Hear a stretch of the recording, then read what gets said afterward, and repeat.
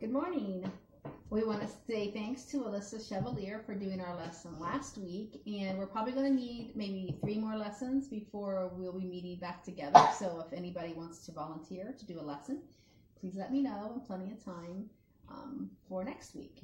So we want to say hi to some people. We thought we'd say hi to some older kids today, and at the end of our lesson today, we kind of have an older part for older children. Teenagers, adults, whatever. So we're going to say hi to some of our bigger kids. So who do you want to say hi to? Carter. Okay. Hi, Carter. Who else? Maddie. Those are Chester Hill. What about Megs? Say hi to Kylie out there. Waken. And Waken. Okay, good morning. So we have 2 themes going on this morning. We're going to have a pineapple theme going on this morning, and also a theme of our verse, and it's going to be from Luke chapter 9 verses 23 through 25. So Willa's going to read for us. Nice and loud, Willa. If any man will come after me, let him deny himself and take up his cross daily and follow me. For whosoever will save his life shall lose it, but whosoever will lose his life for my sake, the same shall save it. And verse 25, for what is a man advantaged if he gain the whole world and lose himself or be cast away? So that's one of the themes we're going to be talking about today too, as we read the pineapple story.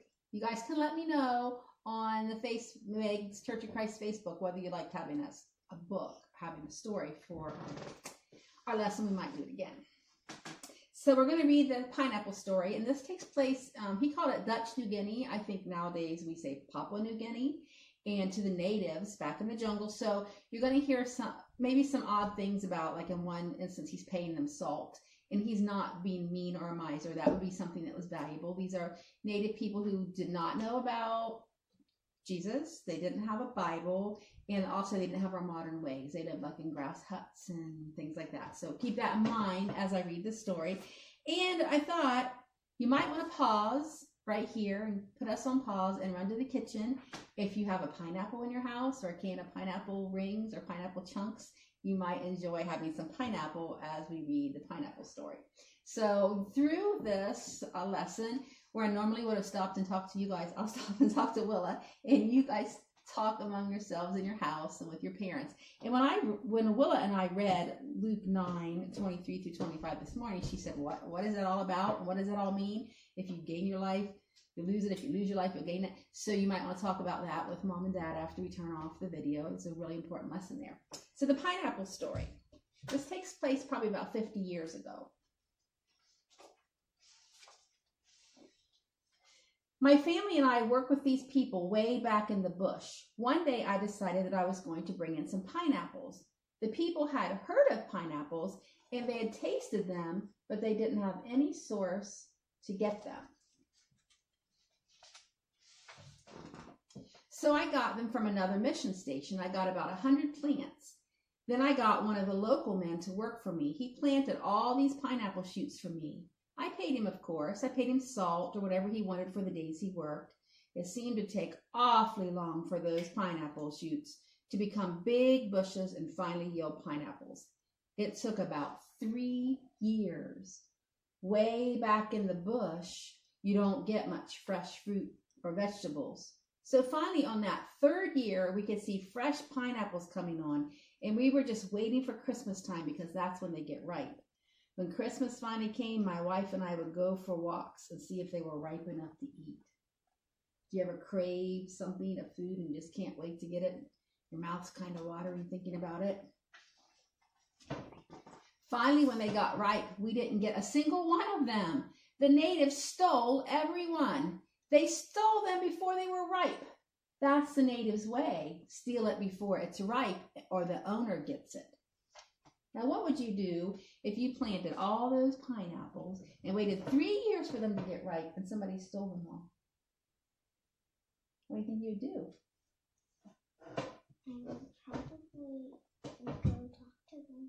could go talk to them. Anybody out there have an idea? Well, here's what he did. Here I am, a missionary, getting mad at those people. Missionaries aren't supposed to get mad, you know that, but I got angry. I said, look, you guys, I've been waiting for these pineapples for 3 years and I didn't get any of them. Now, this missionary, he had a little clinic. My cameraman's not here to help me zoom, but he had a little clinic, like a doctor's office for the people. And so he was so mad, he said, you quit stealing those pineapples or I'm not going to open up the clinic for you. And he thought they would quit stealing the pineapples and come to the clinic and get their treatment, but they didn't. They kept stealing the pineapples and they quit coming to the clinic. And, you know, he can't let people be sick and babies be sick and things. And so he had to open back up the clinic. But they found out who was stealing the pineapples, and it was the same guy that planted them for him. And so the missionary said to him, look, buddy, what are you doing stealing my pineapples? You are my gardener. And the man said, my hand plants them, my mouth eats them. That's the jungle way. So what do you think you should do now? He had to open the clinic back up, and now the guy said, I planted them, I'm eating them. Think of anything? Anybody out there? Well, let's see what happens. I'll probably make him stop working for me. Oh, maybe. So then the missionary got the idea. You know, he's going to be kind about this. And he says, I know, let's go out in the field. Now, this half will be my pineapples that I get to eat. And this half can be your pineapples that you get to eat. And the guy seemed like he was in agreement. And everything was still going fine. But the pineapples were still being stolen. So he agreed, but he didn't stick to it. Then I thought, the missionary, maybe I should let them have all these pineapples and I'll get new ones. But I knew that I would have to wait 3 more years, and that was hard for me to do. Finally, I said, look, I'll give you all these pineapples and then we'll start over again. Now you make a garden and you take all these pineapples out of my garden, so I will have room to plant new ones. I don't want your pineapples in my garden if you feel that they're yours. So they said, Tuan, which means foreigner, you will have to pay us. I said, now look. They said, no, you're asking us to move your pineapple bushes and that is work. Does that seem fair to you? No, he paid them to plant them, then they're stealing them, then he has to pay them to take them out. Doesn't seem fair, does it? Now they're mine, he says. They want me to pay him. I said, all right, I'll pay you 1 day's work. Take them all away. Then they said, we don't have a garden ready. Will you pay us to get ready? And he said, forget it. I was so fed up with them. Do you know what fed up means? Angry. He's angry again. Now he's mad again. He tried a couple things that didn't work. I told my wife, this is impossible. I'm going to pay some guy to root them all out and throw them on the trash heap if they want them. They can just take them. So we did. They rooted up all and threw them in the trash in a big old heap and bought new plants.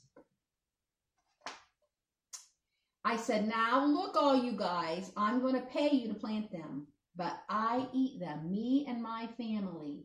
You don't eat any. They said, you can't do that. If we plant them, we eat them. I said, look, I don't have time to mess with the garden. I have too much to do. There are many of you and only one of me. You've got to help me. I want you to plant them and I will eat them. I said, I will pay you. What do you want? I'll give you a nice knife if you'd agree to do it. So they started to think and they said, he'll pay us that knife so he can eat our pineapples. Finally, they agreed, and during the next 3 years, I kept reminding the guy, who's going to eat the pineapples? And he said, you are. And I said, fine, have you still got the knife? And he said, yes. And I said, well, take good care of it, because if he lost the knife, I'm in trouble again. The pay would be gone. So finally, 3 more years, the pineapples began to get ripe. Anybody out there eating pineapples this morning? We gave you time to go get some. Oh, juicy and good. He's waited, 6 years now? He can't wait to have a bite of those yummy pineapples. His mouth is probably watering. And I told my wife and I walked through the garden and I said, man, pretty soon we're going to have a crop of our own pineapples. And we started to thank God that he was providing them for us. But do you know what happened? Do you know what happened? They stole the pineapple. They snagged They were sneaking through, and they stole all the pineapples again.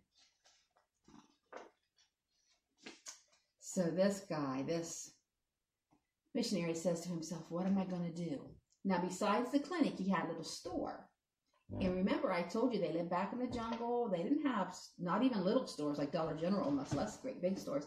And so he had in his store salt and matches and things that were valuable to them. And he said, if you keep taking the pineapples, I'm not going to open up my store. Do you think they quit taking the pineapples? No, they quit coming to the store. And not only that, they said, okay, he doesn't have a store. We're not going to live in this little compound here and listen to this missionary teach us and translate the Bible. We'll just go back into the jungle if there's no store. So that plan didn't work, did it?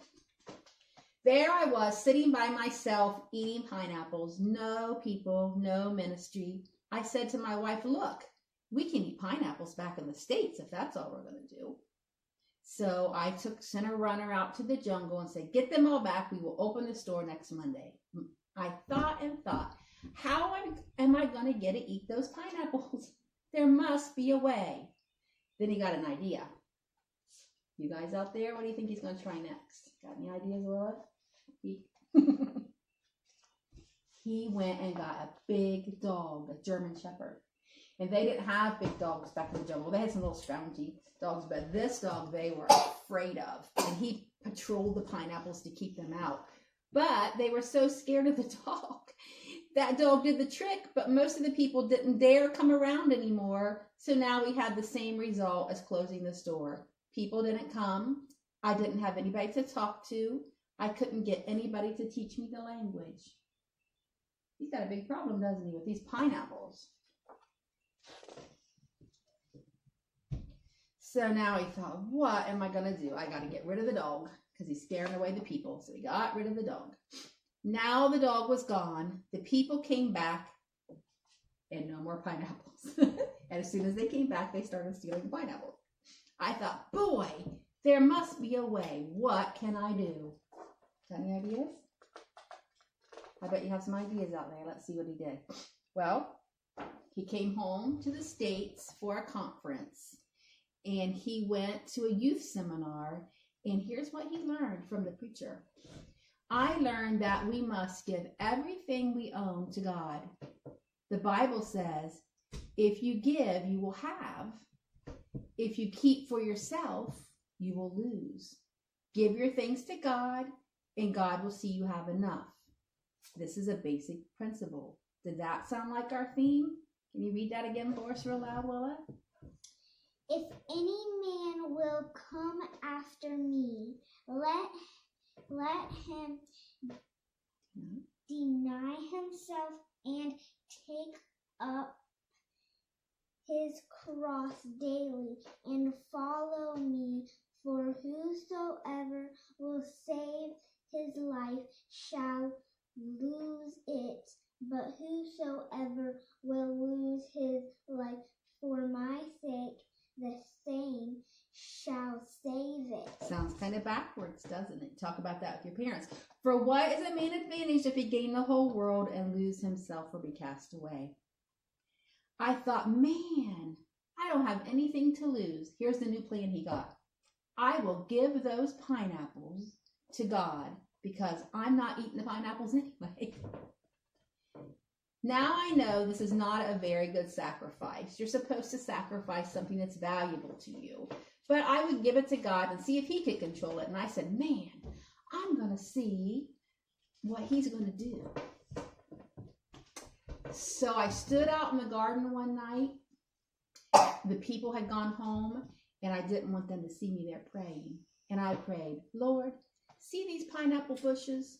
I have fought to have fruit from them. I have claimed them. I have stood up for my rights. It is all wrong, and I realize it now. I have seen that it is wrong, and I give them to you. From now on, if you want me to eat any of your pineapples, fine. You just go ahead and give them to us. But if not, fine. It doesn't really matter. So what do you think happened after he gave the pineapples to God? They kept stealing. Do you think so? So I gave them to God, and the natives stole the pineapples as usual. I bet that surprised you, didn't it? And I thought to myself, see, God, you can't control them either. But the story's not over, right? Then one day they came to me and they said, Tuan, you have become a Christian, haven't you? And I was ready to react and say, look here, I've been a Christian for 20 years. But instead I said, why do you say that? And they said, because you don't get angry anymore when we steal your pineapples. This was a real revelation. Now I was living what I had been preaching to them. I had been telling them to love one another, be kind to one another, and I had always been standing up for my rights, and they knew it. Finally, one bright lad started thinking and said, now, why don't you get angry anymore? And I said, I have given that garden away. It isn't my garden anymore, so you're not stealing my pineapples, and I don't have to get angry anymore. Another guy started to think even more and said, who did you give that garden to? They looked around and said, did he give it to you? Did he give it to you? Whose is it anyway? Whose pineapples are we stealing?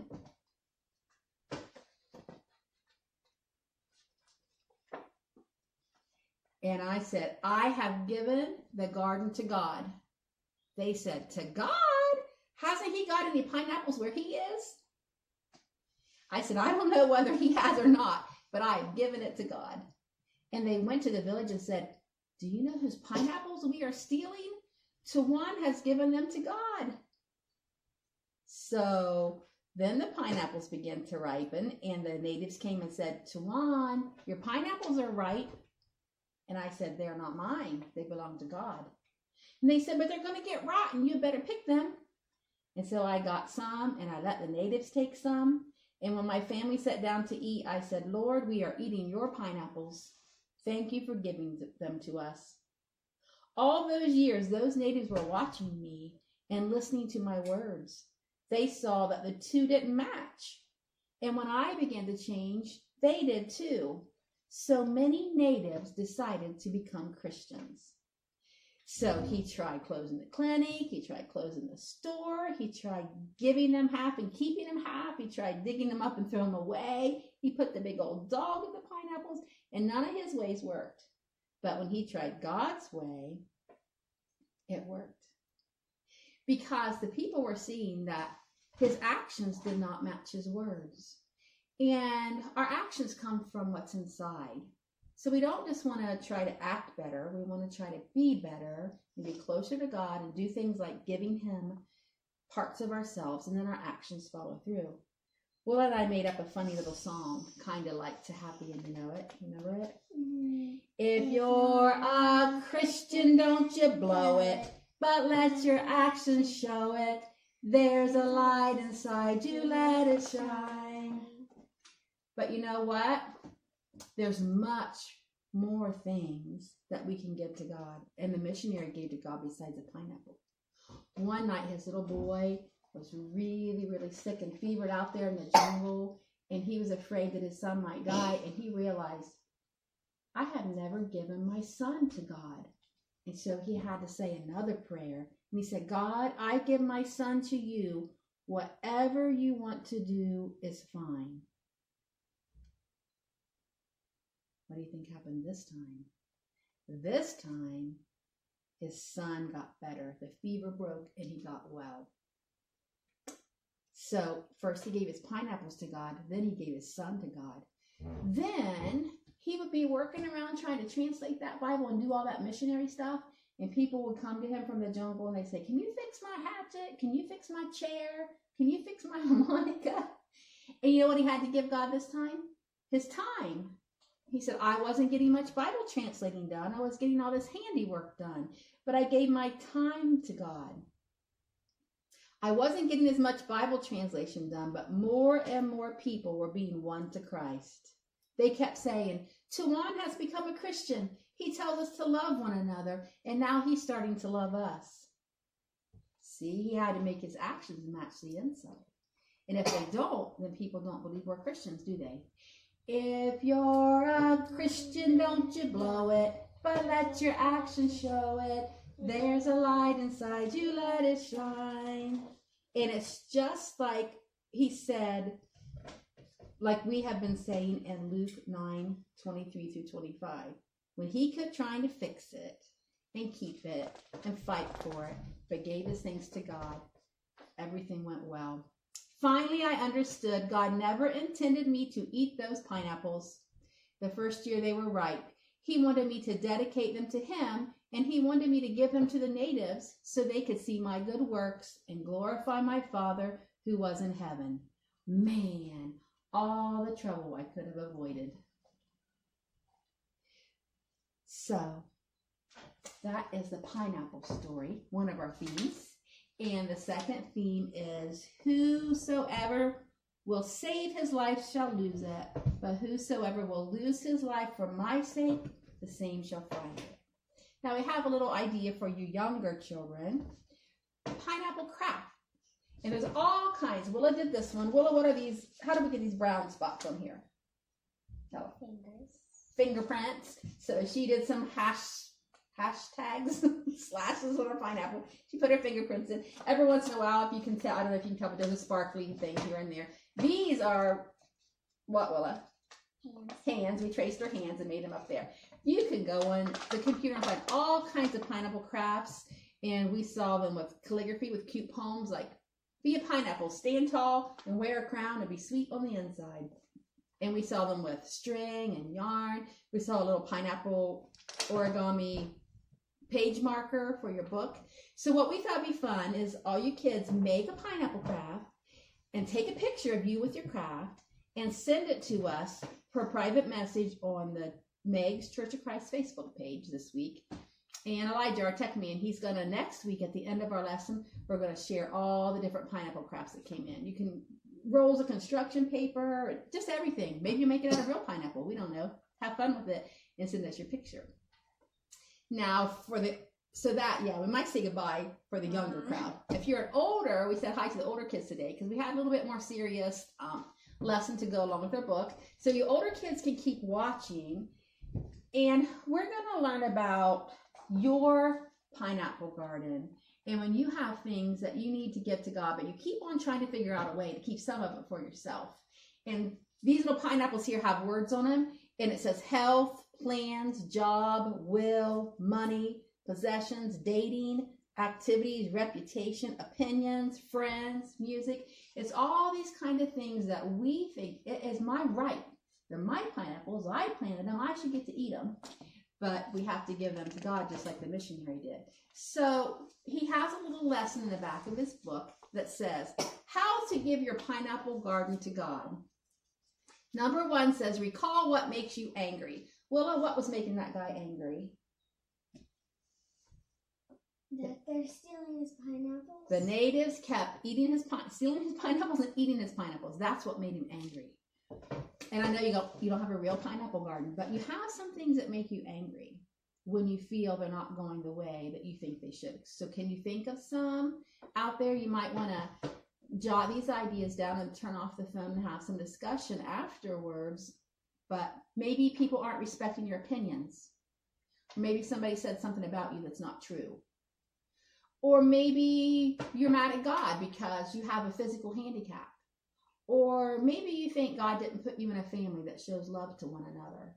Some of those are pretty big and pretty important pineapples, aren't they? And we get angry about it. So the second step, after you find out what makes you angry, number 2, list your rights that others are violating. So what right did that missionary have that the natives were just taking advantage of? That he could eat it. That he could eat his pineapples. Yeah, he should have a right to eat his own pineapples on his own property, shouldn't he? And so then you might have some rights. Like you think, I have a right to my own opinion. I have a right to a good reputation. I have a right for physical health. I have a right for a happy family. And you list those rights down. So we know what makes us angry. We know what right is being violated. And number 3, here's the part our missionary had to do in the pineapple story. Transfer your rights to God. He gave his pineapple field to God and said, you're not stealing my pineapples anymore. They're God's. God, if you want to give me some pineapples, okay, If I don't get any of the pineapples, okay. You want to heal my son, okay. If you take my son, it's okay. Really important things, right? So picture yourself kneeling in the presence of God and putting all of your rights on his altar. Then bow your head and tell God that you are giving them all to him. He can do with them whatever he wants. This means you do not have any more rights to your own plans or will or possessions or friends or opinions or reputations. All your rights belong to God. And it's like our Luke verse that seems all backwards and weird, doesn't it? But this is what makes things work out in the end, just like in our story. So now God has all those rights. Number 4, thank God whatever happens. Just like the missionary said, thank you if we get some of our pineapples. Thank you if we don't. God may see that some of the rights that you gave to him would be very harmful for you in your spiritual growth. And so he'll withhold them from you, and you can say thank you. And other rights he might give back to you or loan back to you. And for these you can thank God. And they are not rights, they are privileges. They're still God's right, but it's your privilege to be used for God's purpose. What makes you angry? What right's being violated? Give that right to God. Thank God no matter which way it goes. And 5, use future anger as an alarm system. When you're getting mad, you stop and think, what right is being violated? What do I need to get to God? If any man will come after me, let him deny himself and take up his cross daily and follow me. For whosoever will save his life will lose it. But whosoever will lose his life for my sake, the same shall save it. For what is a man advantaged if he gain the whole world and lose himself or be cast away? Luke 9:23-25. So enjoy.